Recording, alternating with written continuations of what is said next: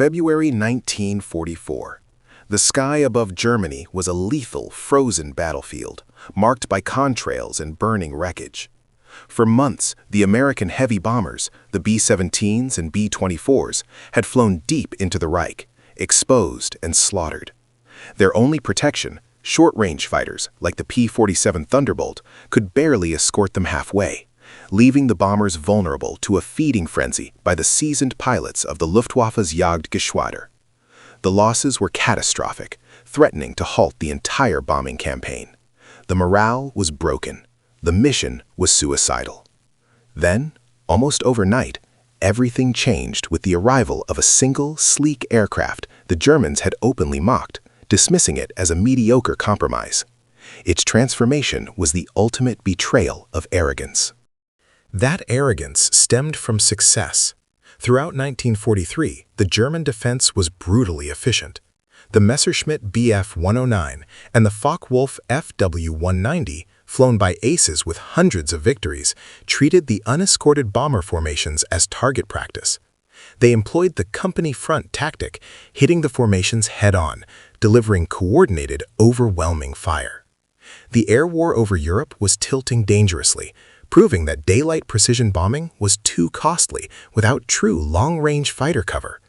The Americans needed a miracle, a fighter capable of traveling hundreds of miles, engaging elite enemies, and returning home, a requirement deemed impossible by both Allied and Axis engineering standards at the time. The solution, unbeknownst to the Luftwaffe, was already flying, but it was fatally flawed. The story of the P-51 Mustang begins not in America's design offices, but as an urgent plea from the British Purchasing Commission in 1940. North American Aviation was asked to manufacture P-40 Warhawks for the RAF, but their chief designer, Edgar Schmood, famously replied, "We can build a better one." And they did. They developed the NA-73X prototype with astonishing speed, just 102 days from contract to first flight.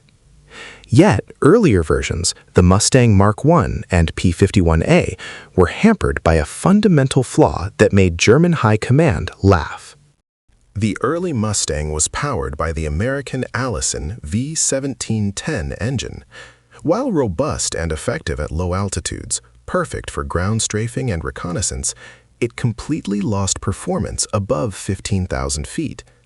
This was the critical altitude for bomber operations and high-level interception. The Luftwaffe pilots saw this weakness instantly. If the Mustang appeared, they simply climbed away, knowing the Allison engine could not compete in the rarefied atmosphere where the real air battles were fought. They designated the Mustang as a nuisance, a ground scrubber, easily defeated by superior German high-altitude fighters. This scornful dismissal would cost them dearly. While the Allies used the early Mustangs for crucial tactical missions, like fighting the V-1 flying bombs or supporting D-Day preparation, the German High Command saw no strategic threat. They were focused on the P-47 Thunderbolt, known for its ruggedness and diving speed, and the P-38 Lightning, recognizable by its unique twin-boom design, despite its persistent engine cooling issues and long turn radius. The P-51 was a ghost in the machine, overlooked because it didn't fit the established threat profile. This oversight allowed the true genius of the Mustang's airframe to remain hidden, giving the British engineers time to recognize its potential and propose the ultimate, game-changing modification. The fundamental difference lay in the Mustang's revolutionary aerodynamic design. Schmood had incorporated the laminar flow wing, an innovative shape that dramatically reduced drag compared to conventional wings used on virtually all other fighters. This design, combined with a highly efficient radiator placement that provided slight jet propulsion, the Meredith effect, meant the airframe was inherently fast and slippery. However, this potential was suffocated by the Allison engine's lack of a proper two-stage supercharger. It was like putting a lawnmower engine into a Formula One car. The chassis was capable of breaking records, but the power plant could only handle neighborhood speeds. The airframe demanded a different kind of heart. It was the RAF that first experimented with mating the superior Mustang airframe with the legendary Rolls-Royce Merlin engine. specifically the Packard-built version of the Merlin 60 series, featuring a crucial two-stage, two-speed supercharger. This was the key. The supercharger compensated for the low air density at high altitude, effectively ramming enough air into the engine to maintain sea-level horsepower all the way up to 30,000 feet and beyond. The transformation was instantaneous, creating a hybrid machine that suddenly possessed the speed, the altitude, and most importantly, the endurance to fly deep into Germany alongside the bombers. This new variant was designated the P-51B and P-51C. The Germans had completely failed to anticipate this synergistic mutation. The range factor was the true military innovation that shattered the Luftwaffe's defensive strategy. German strategy depended entirely on distance. They allowed the bombers to penetrate deep into their territory, believing that Allied fighters would have to turn back near the German border due to fuel constraints. This created the safe zone, where the Jagdwaffe could wait and strike without interference. The Mustang, leveraging its incredibly efficient airframe and huge internal fuel capacity, coupled with two massive external drop tanks, obliterated this safe zone. Suddenly, a fighter could accompany the bombers all the way to Berlin, stay for the fight, and return home. The combat radius jumped from a few hundred miles to over 850 miles. The introduction of the P-51B and C models in late 1943 was discreet, almost clandestine. The first encounters were confusing for German pilots. They engaged what looked like the familiar, ineffective P-51, only to find that this one climbed better than their 109s, flew faster than their 190s, and could maintain the fight relentlessly. The shock quickly turned to dread. The tables had turned. Previously, the American pilots had to follow rigid formation rules, always sticking close to the slow, predictable bomber box. Now, with the Mustang's superior speed and endurance, the rules were rewritten. This change in capability allowed for a catastrophic shift in tactics, championed by figures like Colonel Curtis LeMay and Colonel Hub Zemke. The primary directive was no longer merely defensive close escort. The new role was aggressive penetration. Mustang pilots were instructed to hunt down the Luftwaffe, not just protect the bombers. They were to engage the enemy wherever they found them, forcing the German defenders to scramble early, burning precious fuel and suffering attrition before they could even reach the bomber stream. This preemptive hunting strategy was dubbed Mustang Alley, and it delivered an immediate, crippling blow to the Jagdwaffe structure. The battle that cemented the Mustang's dominance was Big Week, Operation Argument in February 1944. This coordinated assault targeted the core of Germany's aircraft production facilities, forcing the Luftwaffe into mass engagement. The Germans committed everything they had, knowing the survival of their industrial base was at stake. But they were met by waves of P-51s, flying top cover, engaging the defenders from high altitude, and running interference over the targets. The kill ratios soared. Previously, the bombers had lost 10% or more of their strength on deep raids. During Big Week, the P-51s neutralized the German aerial threat effectively, demonstrating undeniable supremacy. The psychological impact on the German pilots was immediate and devastating. They were now constantly facing an opponent that possessed equal or superior speed, far superior range, and excellent maneuverability in the hands of trained pilots. The FW-190, excellent at low to medium altitudes and powerful in a dive, suddenly found itself being bounced by Mustangs dropping in from 35,000 feet. The Bf-109, a stellar climber, could no longer simply climb away to safety. The Allied pilots, previously confined to defensive circles, were now aggressive hunters, pursuing German fighters until their fuel ran dry, often deep over occupied territory. The most successful tactical maneuver of the Mustang era was the strategic decision to abandon the bomber protection entirely once the immediate threat was neutralized and focus on wiping out the German pilot corps. General Jimmy Doolittle famously changed the standing orders. From now on, the primary role of the escort fighter is to destroy enemy aircraft. This meant chasing them to their airfields, strafing them while refueling, and catching them during takeoff or landing, the most vulnerable moments. The P-51's long legs made this ruthless attrition strategy possible. The Americans were no longer just defending bombers, they were executing the Luftwaffe. The sheer weight of numbers favored the Allies, but the Mustang made those numbers count. By mid-1944, the Luftwaffe was suffering catastrophic losses, not just of aircraft, but of experienced pilots. German pilots were receiving insufficient training due to fuel shortages and the need for constant defensive scrambles. The average combat tour for a German fighter pilot shrank dramatically, while the American pilots, protected by the Mustang's range and reliability, accrued vast combat experience. This created a deadly spiral. The more skilled American pilots became, the faster the less trained German pilots were killed, further eroding the Luftwaffe's combat effectiveness. The Mustang was the instrument of this operational collapse.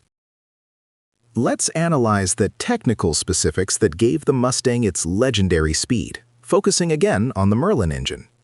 The Packard V1650, the license-built version of the Merlin, generated around 1,500 horsepower, pushing the P-51D model past 440 miles per hour.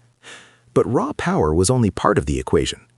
Crucially, the engine was cooled by a single large scoop radiator located underneath the fuselage.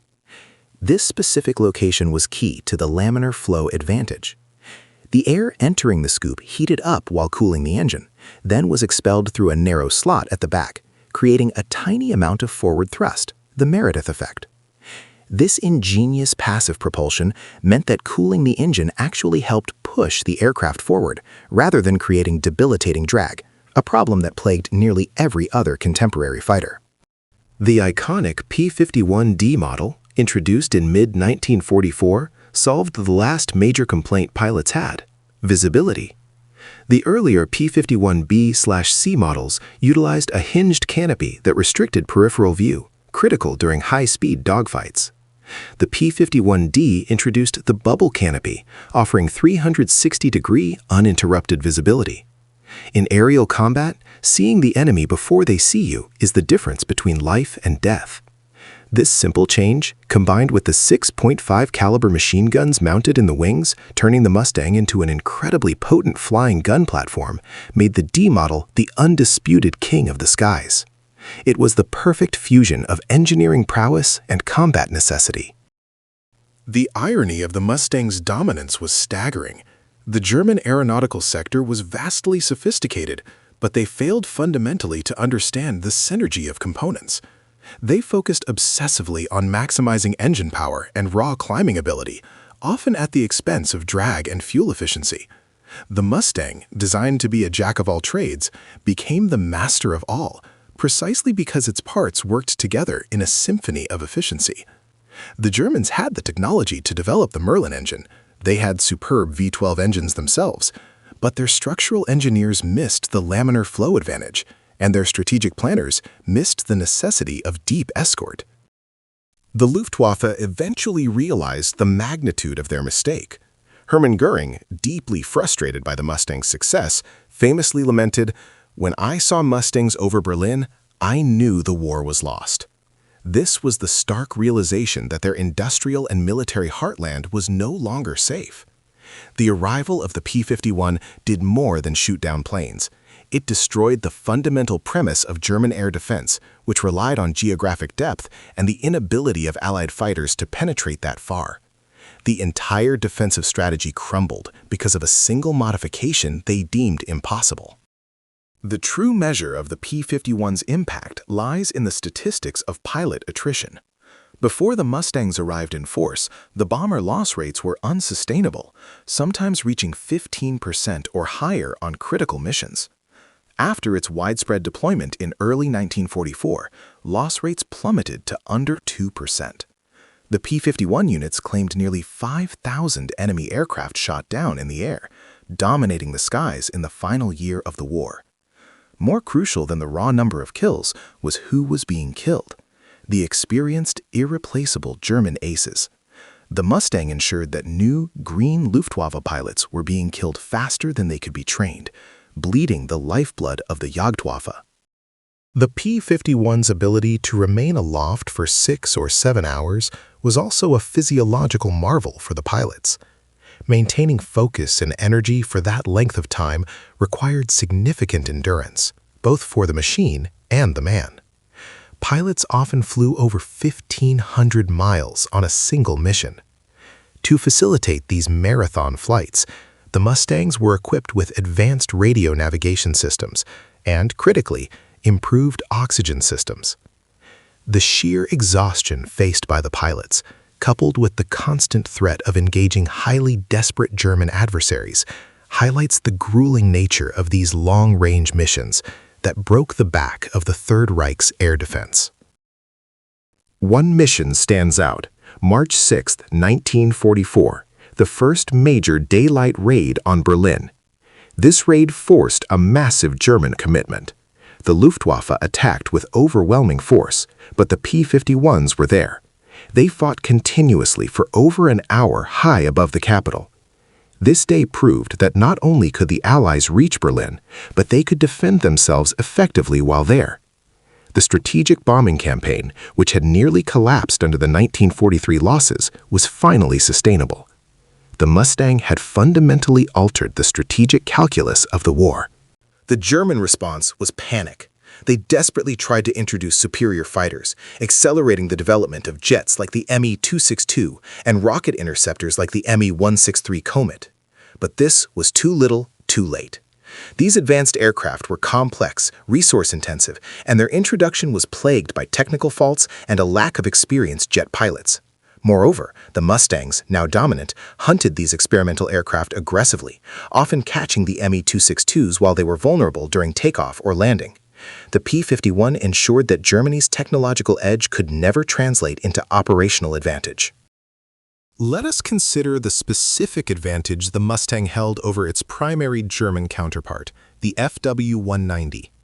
The FW-190 was a beast, heavily armored, robustly armed, and phenomenal in the dive.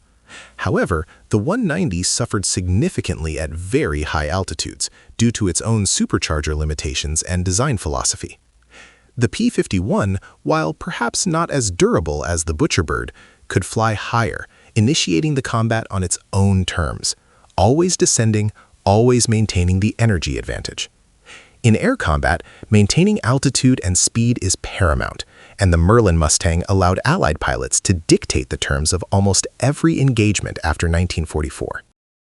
The early Mustang, the one the Germans saw and dismissed, was essentially a low-altitude interceptor. The only thing that changed was the engine. This single substitution elevated an average airframe into a superlative one, showcasing a profound lesson in military-industrial strategy. Sometimes, the most effective weapon is not a clean-sheet design, but the perfectly optimized integration of existing components. The British provided the power, the Americans provided the airframe, and together they created an apex predator, the single factor that broke the back of German air supremacy. This synergy was the ultimate irony of their military short-sightedness. The impact extended beyond dogfights. The P-51 also played a crucial, albeit brutal, role in destroying German logistics. After securing air superiority, Mustang pilots transitioned to strafing railways, supply depots, barges, and troop concentrations. This campaign of sustained aerial harassment destroyed Germany's ability to move material and reinforce the front lines, particularly leading up to D-Day. The pilots felt they were winning the war directly, not just escorting bombers. Every German truck destroyed, every locomotive crippled, meant less fighting power for the Wehrmacht on the ground. The Mustang became a true multi-role weapon system, far exceeding its original design brief. German General Adolf Galland, one of the most respected fighter aces and commander of the Jagdgeschwader, was one of the few who immediately recognized the existential threat posed by the P-51. He tried desperately to convince Hitler and Goering that the focus must shift entirely to fighter defense, arguing that the Mustang must be dealt with first before any other strategic considerations. Galland famously clashed with the leadership, who were still obsessed with strategic offensive bombing, failing to grasp that if they couldn't control the air above Germany, the war was already lost on every front. His pleas were ignored, a monumental failure of military intelligence and leadership.